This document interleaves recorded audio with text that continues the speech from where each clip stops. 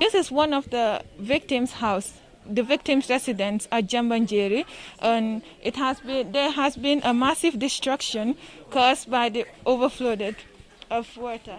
And now the victims are homeless. They don't really have a place to stay. And we're just hoping that the government will at least lend a hand to help. Assalamu alaikum. Assalamu alaikum. Assalamu alaikum wa rahmatullahi ta'ala wa barakatuhu.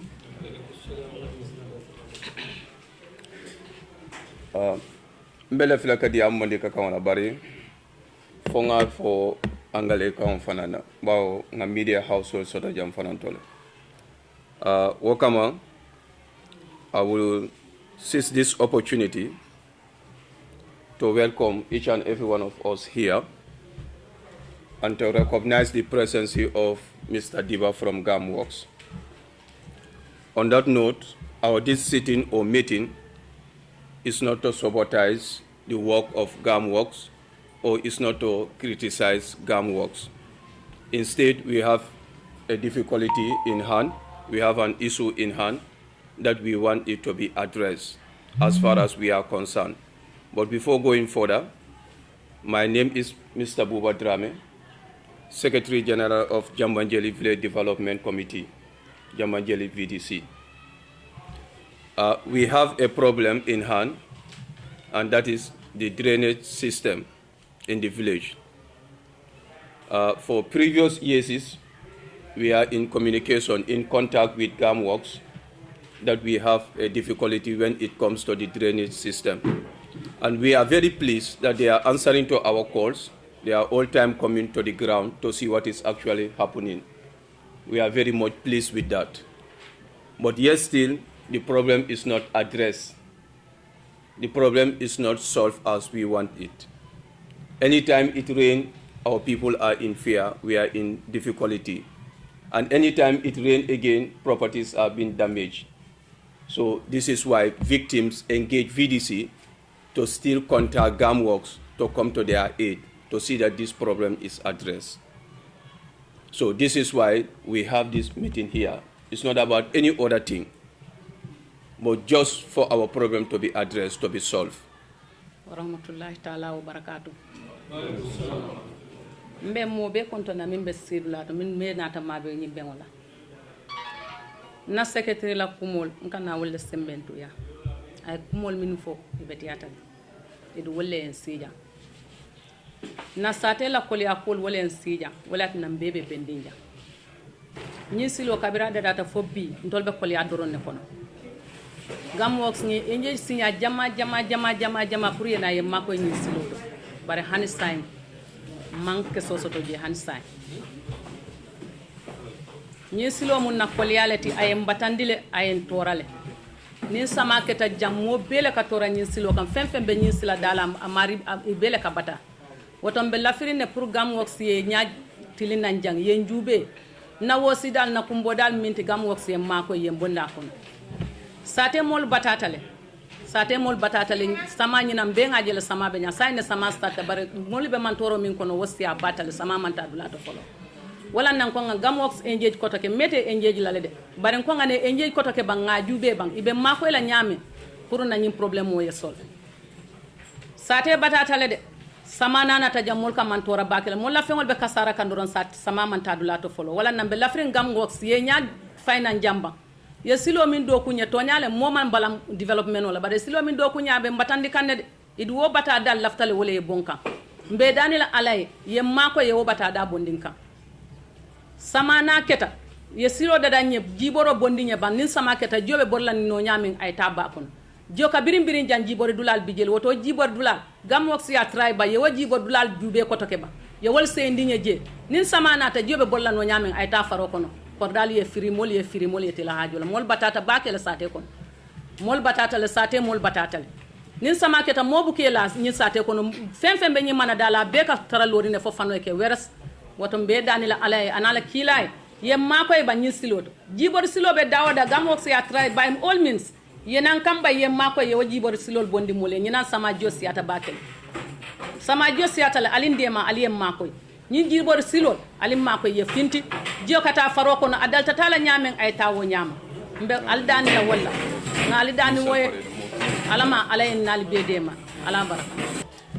So clarity minti follow, let me clarify one thing. Mantara kam fama represent jang in any way. Mantara ka alkalo represent jang be min fola man ka alkalo la kumoti. Ko mantara kumolti ko musate tingoti nyame. Yeah, so just after certain issues because ning to nyalo we need to talk to gam work professionally, but to nyalo nin lafita ku fana address, we need to talk to them really. Nin kombe nyo nya jubelantina ko busilano, and at the end of the day be sela ko daga minu ba tora ka wala ba continue ka tora, because VDC la secretary min volo nyindiko over the years gam works canal. So it was going to be a different story. Abakala nunku different multimial nintare ko gam works nene manna wala ma kalamuda. But ye min kalamuda should not go for more than 2 years.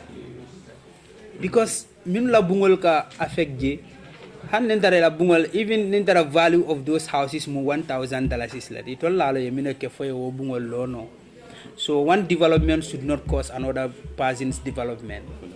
Especially nanata mansakundara karomia ankol nyanta mobe tankala o manyana femfela na minse mobe tora. So I don't think it will be a nice story for next year ko de na ya foko they are organizing such a meeting with Gamworks. Oh, that to me that does not make sense, and that is not development. Because ngalneku Gamworks, the reality is you have engineers. Mina ko when silobo do ku kan time mina they've been supervising, they've been reporting to government and all those things. So nothing could be perfect. Ibuka fenda da no fa ke ko alala da fa se so tarol shot but nin so tarol nata and yalon ko koma mulla balwole toraka o manyana kala sanji kilin sanji fula o manyana kala sawo salnga singa diamo. No, that's not going to help us. So Gamworks, this should be action oriented. You see what should be done. There is any way Jambanjel could contribute as a community because in development some also have to suffer for development yellow. Fabakala ko dole la kordal be kuntula jibor silobo, but we need to find a solution. Amanya nakala every yang na nga mitino ke ngafo kordal jella kadung ka keteng to. I don't think that is anything very helpful. That's my word to the guy from Gamworks, so that neither they are GBO nyam. And then come back to the community. This is really unfortunate because mobuka odua aketa nyawanya samala tinyaro ade warada bakel. So and Gamworks started fanang nitol seda. You need to see VDC. How can you bring the village together? Jube kafo abugata karra suwa kono does not mean you are not affected, because akadu min la suwa kono be badingol la. So mbe nyanta ka singa jube ko de telephone semine keno hanjan Gamworks kana, because ni bodo jam bibi so may ta do hulano anu bi wularo sama sinano. It can go back to those same houses again. So ndamale singa jube mbo nyoma ko la no nyam fana nga jube sign sa short term measures comme ku taringol minu se keno dal kan tanka do man fo janin Gamworks bina. But I'll be disappointed, and I know everybody will be disappointed. Jar samana ko de Gamworks are giving us the same excuses. No, we don't expect that. So we need to look at all those things. And then Gamworks, we know we don't have a perfect system, and there is no perfect system in the world. Now, if you feel the village can come up in any way to help, come out and tell us. We see how we can mobilize that help for Gamworks. So I think basically also the left them for yeah. Be mulu konton na bengola ntemu Usman Barol ti Jambanjeri jam adum munyi saten kono bi kebalati kato wuluta 1950 kana bi wo buital do manding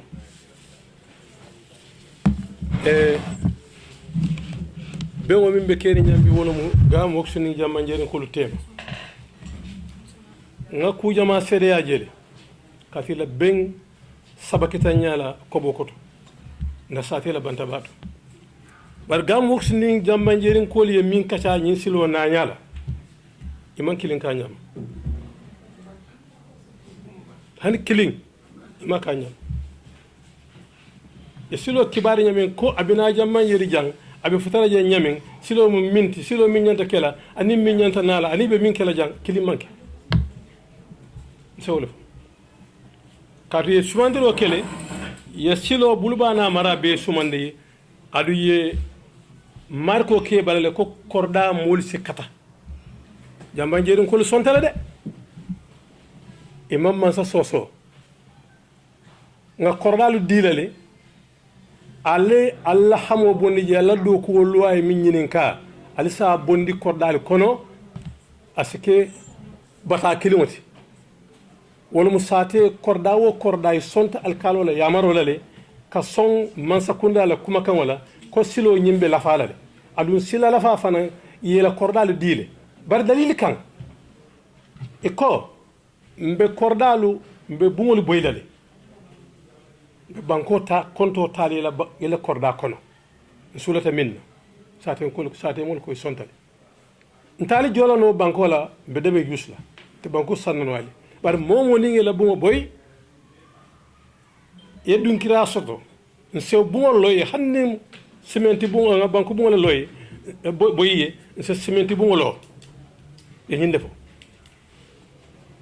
adu ni atara ko ila korda fanan be jam faring siro la mi ye poli euro a woro soto poli euro wala poli ju woro nyim polo lampe polo woro e ko mbada be lampo dan ne fuji adu be jio fanan dan na fuji be siri ni sate ne ko jande be role bi jande silati jande ila kuma ka won ko lafo bar sate moli sate be cikale ya dila ala ko silo e beteya ya suman nan kabirin atolia ton ko moto fofo asilo dan dulato wala nyimbul nyin karado fana ya sumande bari ya karakilin dorole majang adu ngi kaytolu samana nga kaytol min ya lon ko fo ngi sign ka je ko yenna kordale boyle ibe jolal wo kaytol fana be sign tale silo nyin karafulo bela bari e karakilin dorole boy iman karakilin boy silo nata fa furada sate o bantala be dunna sate kono yela fereli fali wo fana mandede ko e ko alkana nyamen tentin ha mal na nya sutede ale min fo manke de ala ko silo kardo be silo nyanda farla nyama ale silo talale iman danko iman tol danko kadon tonya inim man sakunda be konta ko sayen la damin tol mamma be jede bar kon sa ko sayen te nyame ni tol nga wakachal bar wakacha itol man fenta man tol woto de bari mande non ko ko alka silo samman kan nyamal ben toral nte fam molati mi yalon ko mbikande ntela miro be wo kan luwolo dun ka diamu ida do kulal ye nyin silo yeminti nyaaje itolle yalon silo nima ima fon toliye teng silo yela tan yin saten ne ko don alko karmo ke janne to pour nyin kam nyin silo sido ko se kumas o be kata jamma jere ko jam yaaje yeddo ko di nyin jamma yeddi o fawal la jang bar jamma yeddi o mi yeddo ko di ala yeddo ko min di ala woleke e mam min di ala makede e toliye min di ala ay o bekede ay bumul boyle ay bumul lole e toliye bumul min lo boya fiewol ati jamma yeddi o be lole bari mam bumul min boy dali jama tane be boy sate mul fam kumpale katu mobile fo mo sayde ase keno yentela fomo samba yewo kodo ta e mantala bumboy e man nan fendo ko bare tole o kodo tan tolma kala mota nyibe mu mirol sate mo le nyibe miral ha kos na fomo le sain ko kordal nyuni ye boyle ha be boyla la sontal o fomo le sain le mo ni e boy be jola o fomo sain ha ba sain wonata nga be sain fa banda kaytolu tata do ko manda ka nyama ada se keno man sakunda o ko jole ase keno kamin fo nga nemiro la motide ase keno man sakunda o ko jole bari toli man wo boy ye do ko ke adiyate toli nyamen nyin sate jiyo be kata nyin farole ko nyin kanelo nyanta tambile kata faro kono ninga min fo foy ko mbe silo tambinde la fos jamma jenen ko la faroto adu lampo bi tala fo jamma jeren ko la faroto lampo be commence la jambanjeri jambe be dan la jang nga be fo seniyata ima ke lampo nata hali luba fonto ima so tala jen ya mo so na tala jen e do mande min ke fuloli ya jerma fo la e wol bala la fa yela wol bal lampo la iman ku ke jammi ya sate mo kontane ni nga min fay mak silo fele ya dan di sate ko no touch 120 meter masi kabu jambanjeri la ni rond point ba to ka ta sanchaba ba fo adu nga ni nga fo ko sanchaba be bannale mano be tambila sanchaba contrôler a fota nyalale a fotan toli nyalale bari man fende ka nyama ada se keno man sa kunda o ko do jole bari nte kamin fo mole namiro lomde ntela miro man sa kunda fale ngole sorota adu mo kilin do tata mo kilin ya jab tata bari nyin contrat ko sayinta tella man sa kunda tilola ala tamandirola do ko dalita falendiro keta adamanata ñim période ko no tiñaro be kawluto do fala jannde ñim période ko no tiñaro be keta walato kala ni atara ko yaaje me be baluri no ala yala ko fatandi bila ñin silo na ta ñama fatalo ñam ni nga fo le ñam ni nga ñin ko mon faté abe min kelle tol yalon iba sambala wala ñam bari tol kam min fo ñin saten ko janko ye mansala na fulo tiñale e mando ku ken toli min sen toli sewo e ñin ko robedo mbediama min kala jam mbediam la council of elders to yala ani jambanjel dingol to yala diam lal min diam tay kuma cende balle fo ani be diam tamin awlem sate la problème oti gamox nga jiki ko itollem kungol ñin silo be kungoti jande ñin silo do ko be stade la comme Mr Baro ya fo ñami dengue la meeting saba fanam mabele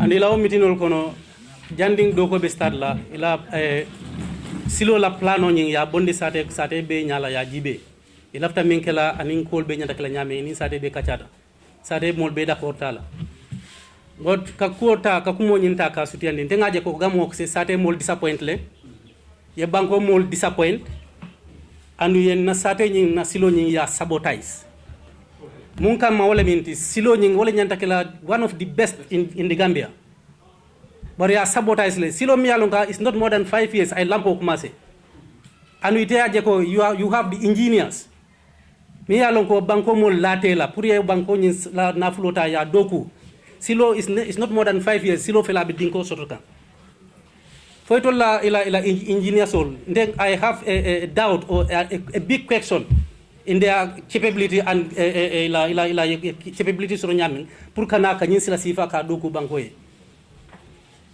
fulanja on na banko na sate nyin yewle ta yen tora because man sate tara nyame sate dundi wala kon ndola nyin sate asiata sanji chemeni fendi sate nyin nene man flood kalamta nyin sate kon bo ñinem signa foloti gamo ko na bank na silo doku be pare na yen na sate mol ye tora sate ni jiyo keta so manda ibuka sino la bungol kono moni la bungono ila la ram fan kan ite sino la je jiyo dum fele la ram ila kono ila la kono o ma si boleti ando aliya kalamta signa klinde flante sabante alla ministre fango ya kalamta han kabi albeten kunni alko albinale doron ka jibe don ale murum ngak mol min fam bukal tretinde bon min ben konon kawle faliye ndol manta nyin ko tala as a lighting mba tala coming sola tala nyamin ka fale wala nyama and we want to take the measures up to the last minute either alena problem will solve